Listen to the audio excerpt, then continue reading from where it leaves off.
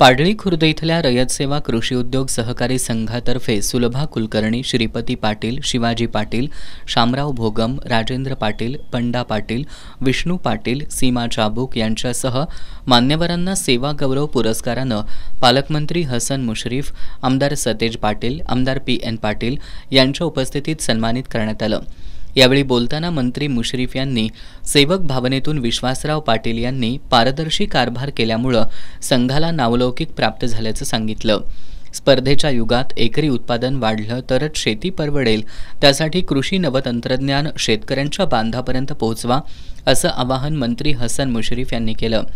आमदार सतेज पाटील यांनी स्वर्गीय एस.आर. पाटील आणि स्वर्गीय श्रीपतराव बोंद्रे यांच्याप्रमाणे विश्वासराव पाटील यांनी संघाची धुरा समर्थपणे पेलली असून दर्जा आणि गुणवत्तेच्या जोरावर रयत संघानं आपली विश्वासार्हता कायम जपल्याचं सांगितलं।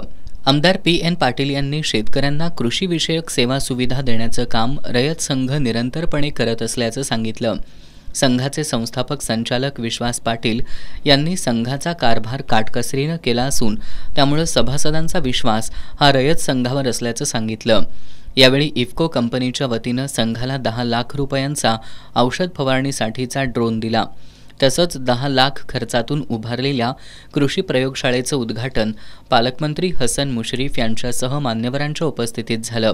यावेळी संघाचे अध्यक्ष सचिन पाटील, भोगावतीचे संचालक शिवाजीराव पाटील, गोकुळचे संचालक शशिकांत पाटील सुयेकर, यशवंत बँकेचे चेअरमन महेश पाटील, वीरशैव बँकेचे संचालक अनिल सोलापुरे, बी.ए. पाटील, नंदकुमार पाटील, अमर पाटील, प्रकाश देसाई, जिल्हा कृषी अधीक्षक अरुण भिंगारदेवे, मधुकर जांभळे, संघाचे शिवाजी देसाई, एम.पी. पाटील कावणेकर यांच्यासह संचालक मंडळ, सभासद उपस्थित होते।